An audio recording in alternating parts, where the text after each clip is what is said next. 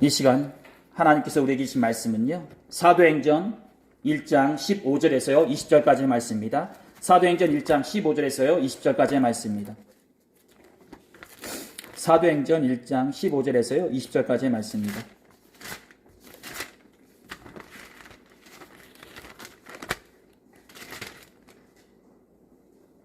사도행전 1장 15절에서요 20절까지의 말씀입니다.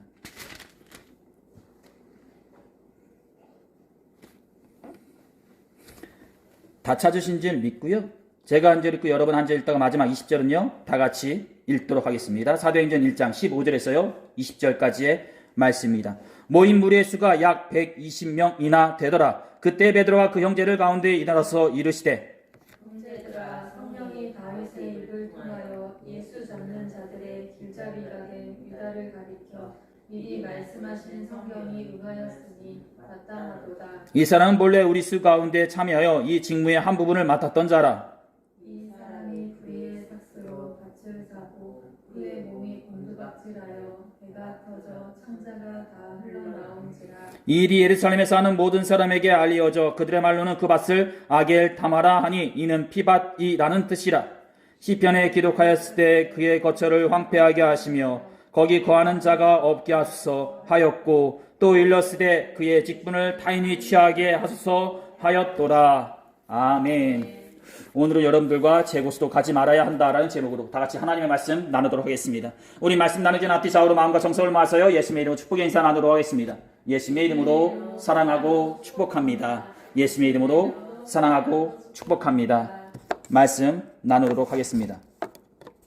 예수님께서는 승천하셨습니다. 그리고 남아있던 제자들에게 필요했던 것은 성령을 받는 것이었습니다. 그래서 그들은 성령을 받기 위해 그들이 자주 모였던 다락방에 모여 기도에 힘쓰게 됩니다. 그런데 그 기도회가 진행되어질 때에 뜻밖의 일이 벌어지게 되는데요. 그것은 바로 무너졌던 12제자가 다시 회복되어지는 일이 벌어지게 된다라는 것입니다. 즉 유다의 배신으로 인해 공석이었던 12제자의 한 자리가 기도의 도중에 새롭게 채워지게 된다라는 것입니다. 바로 성령님의 인도하신 가운데 속에서 말이죠. 오늘 우리에게 주어진 본문 15절의 말씀이라 볼 수 있을 것입니다. 모인 무리의 수가 약 120명이나 되더라. 그때 베드로가 그 형제를 가운데 일어서서 이르되. 예수께서 승천하시고 120명의 사람들이 모여서 기도회를 가졌다는 것은요, 그만큼 예수님의 부활과 승천을 목격한 사람들이 많았다는 것이요, 또한 그만큼 교회가 세워지기 전에 원교회 안에 체계와 조직이 필요했음을 말해준다 볼 수 있을 것입니다. 즉 120명의 사람들이 하나된 공동체로서 신앙을 지켜나가려면 복음을 전하기 위해서는 그만큼의 원활한 체계와 조직 가운데 있었어야 했다라는 것입니다. 그래서 오늘 본문에서도 알 수 있듯이 베드로가 일어서 유다 다음으로 또 다른 제자가 세워질 것을 제안하게 되는데요. 이 모습이 바로 체계와 조직을 새롭게 세움으로써 무너졌던 12제자를 회복시키는 모습이라 말씀드릴 수 있을 것입니다. 이렇듯 기도회가 진행되어지는 도중 성령의 인도하심 가운데 베드로는 이런 말을 하게 됩니다. 형제들아, 성령이 다윗의 입을 통하여 예수 잡는 자들의 길잡이가 된 유다를 가리켜 미리 말씀하신 성경이 응하였으니 마땅하도다 라고 말이죠. 바로 본문 16절에 기록된 말씀입니다. 그렇습니다. 베드로는 12제자들의 아픔이라 할 수 있는 유다를 얘기하기 전에 이 시대의 최고의 왕이라 할 수 있는 다윗을 끌어들여 그가 한 말로써 유다를 소개한다라는 것입니다. 즉 시편 41편 9절에 말씀을 보게 되면요, 다윗은 시에 대한 내용이 나오는데 그 내용이 이렇습니다. 내가 신뢰하여 내 떡을 나눠 먹던 나의 가까운 친구도 나를 대적하여 그의 발꿈치를 들었나이다 라고 말이죠. 즉 자신의 가장 가까운 친구들이 자신을 배반한 사실을 짐승이 뒷발질을 하여 주인을 다치게 한 일에 비유한 내용이라 볼 수 있는데요. 이렇듯 다윗이 친한 친구에게 배신을 당한 사실을 고백했던 것처럼 성령님께서 이 고백을 통해 유다의 배신을 예언하였다라는 것입니다. 즉 유다가 배신하기 전에 성령님께서는 이미 알고 계셨다는 것이요, 그러기에 베드로 또한 유다를 소리하기를 성령으로 쓰여진 성경에 예언된 내용이라는 것입니다. 즉 이 말은 성령의 어떤 힘에 의해 유다가 강제로 예수님을 배반하였다는 것이 아니라 예수님에 대한 유다의 배반은 유다의 야망과 욕심, 죄로 인해 이루어진 것이요, 이 또한 전지전능하신 하나님의 경륜 아래에서 움직여지는 내용이었다는 것입니다. 즉 유다의 배반이 없었다 할지라도 예수님의 십자가 사건은 있었을 것이요, 다만 유다가 사탄의 유혹을 이기지 못하고 자신의 욕심과 야망, 죄 가운데 이 일을 행하는데 앞장섰다라는 것입니다. 그렇습니다. 이 세상의 모든 일들은 다 하나님의 크나큰 경륜 아래에서 움직여지는 것이요, 다 하나님께서 보고 계시고 알고 계신 상태에서 이루어진다 볼 수 있는 것입니다. 즉 우리가 잘났거나 하나님께서 무지해서 갑자기 이루어지는 것들은 하나로 없다는 것입니다. 이렇듯 유다의 배신은 성경에 이미 예언된 내용이라 얘기하면서 베드로는 또한 이런 말을 하게 됩니다.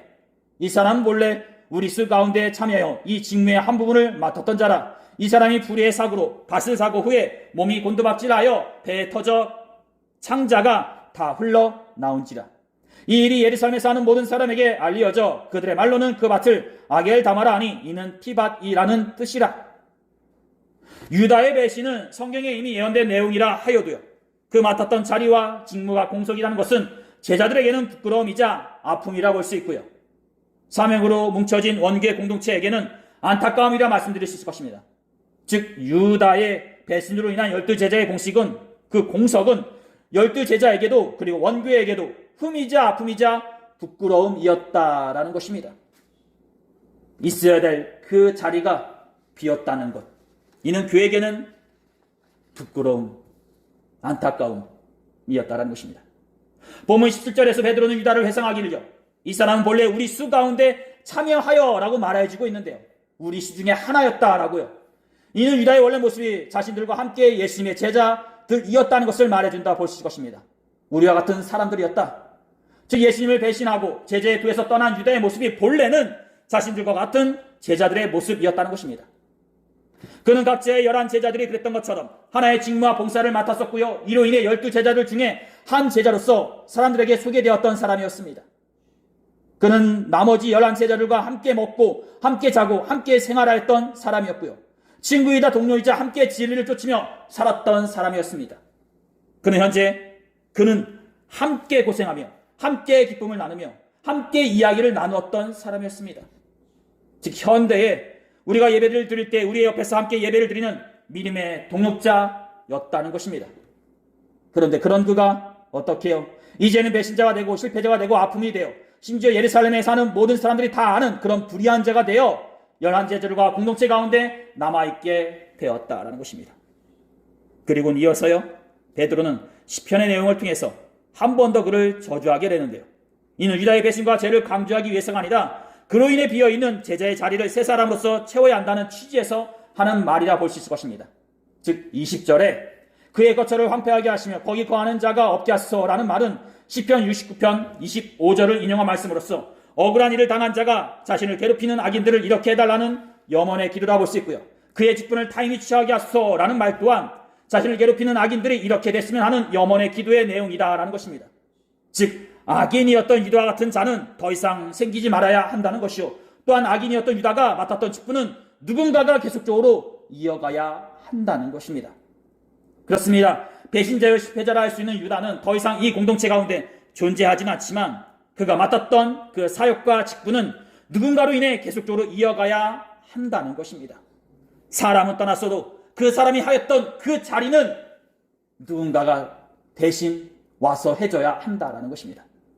즉 시대와 상황에 따라서 사람은 바뀔 수 있지만 그 사역은 변함이 없다는 것입니다. 사랑하는 성도 여러분, 그렇습니다. 이렇듯 오늘 본문에서 우리는요, 성령을 구하며 기도하는 가운데 속에 12제자의 아픔이라 할 수 있는 유다에 대해서 나눠보았습니다.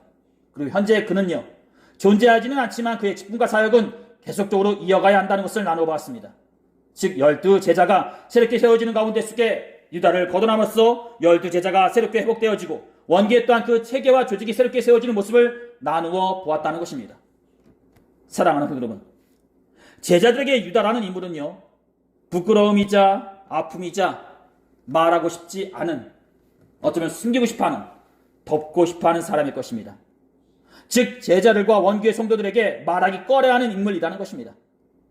그런데 우리가 여기에서 생각해 봐야 할 것은 그 유다라는 인물은 믿음의 길에서 벗어나면 누구든지 될 수 있는 사람이라는 것을 우리는 또한 알아야 한다는 것입니다.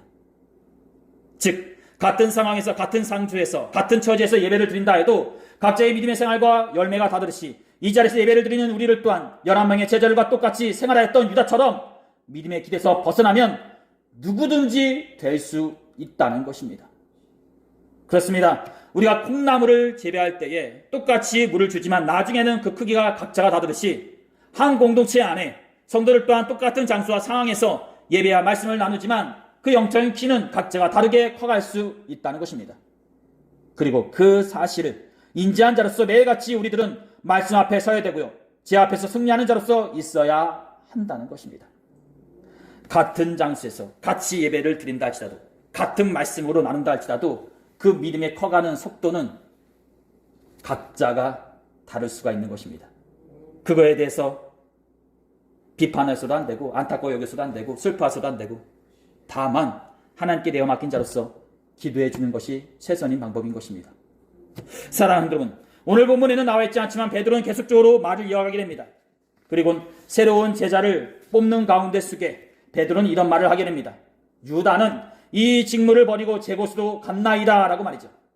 이 직무, 이 사역을 내려놓고 제 있던 곳으로 갔다. 바로 사도행전 1장 25절 하반절에 기록된 말씀이라 볼 수 있는데요. 여기에서 제 곳이란 지옥이라는 의미도 되지만 죽어서 갔다라는 그런 의미도 되지만 한편으로는 제자로서 부름받기 전의 모습, 생활을 얘기하는 것이기로 할 것입니다.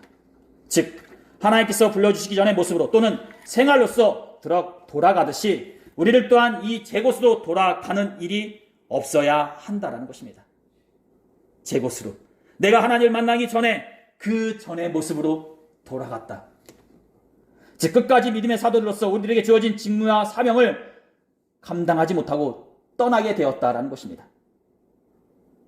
사랑하는 여러분, 신앙생활을 해 나가시면서 유다처럼 낙오자로서 실패자로서 있지 않기를 두 손 모아 소원합니다.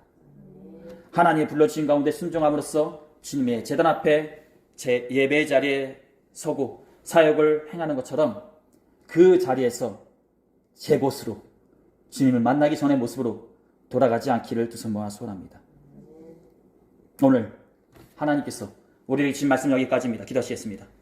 귀하시 복되신 우리 하나님 아버지, 오늘 우리는 제자들과 원교회 공동체가 성령을 구하며 기도하는 가운데 속에 제자들의 아픔이 다할 수 있는 유다를 살펴보면서 현재 우리를 또한 그 유다의 길로 제 곳으로 가고 있지 않은지 살펴보게 됩니다. 우리가 우리에게 주어진 직분과 사명을 중요하게 여기게 하시고 나아가 맡겨진 사명을 끝까지 지키며 나아갈 때에 믿음의 사도로서 성도로서 인정받는 복된 주의 성도들이 되게 하여 주시옵소서. 그러므로 주님이 다시 오시는 그날까지 더욱더 주님 안에서 우뚝 세워지게 하여 주시옵소서. 감사드리며 이 모든 기도를 우리 주 예수 그리스도 이름으로 간절히 기도 드렸사옵나이다. 아멘.